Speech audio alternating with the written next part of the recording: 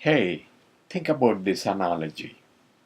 Multiple personality syndrome, which is more accurately called dissociative identity disorder, is an excellent metaphor for the behavior of an effective learner. That makes sense. Let's pretend that you are teaching a driver education class. It will be nice if your learner can simultaneously function in four different roles: driver, map reader, navigator, and kibitzer. You can use activities that require and reward learners to play the role of the trainer. People learn more when they teach something to the others. Teaching is the best way to learn. We have an activity called Each Teach. We teach some principles and procedures to half of the class. We then pair them up with learners from the other half for peer teaching. They learn with each other. You can also require your learners to act as instructional designers. While designing training, they learn a lot, especially if they work together with a group of cohorts. This is another interactive learning.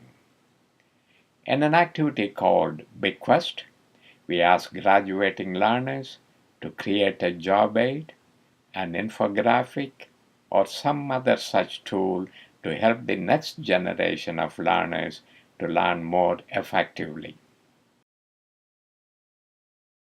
You can ask your learners to play the role of subject matter experts. By studying the background literature, your learners can show off to their peers. This type of study leads to in-depth understanding of the content. In an activity called Best Practices, we ask a small group of learners to exchange practical tips on a specific training topic. Here's a group of learners sharing practical advice on how to cook chicken tikka masala. You can also require your learners to play the role of analysts, not psychoanalysts, but task analysts who deconstruct the training topic and outcomes. In an activity called 200 Pages, we require the learners to pick a book at random and flip to random pages. The learners prepare a checklist of what makes these pages readable. Thus, the learners discover key principles of page formatting. Learners can play the role of evaluators and testers. You can ask them to interview each other to assess the mastery of different interpersonal skills and concepts. You can use role plays. In an activity called The Storyteller, these participants are listening to a story from one of their cohorts, getting ready to give him constructive feedback later. So they listen and provide feedback. If your learners are beginning to look the same and pay only partial attention to you, remember that inside each learner there are multiple personalities, each capable of playing multiple roles. Release your inner learners through appropriate interactive exercises. So much for the learners.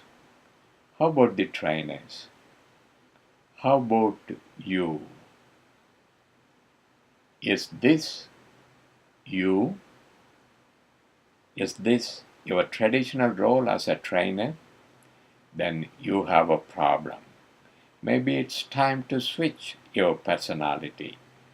Time to become a learner. three advantages of changing your personality and your role from a trainer to a learner.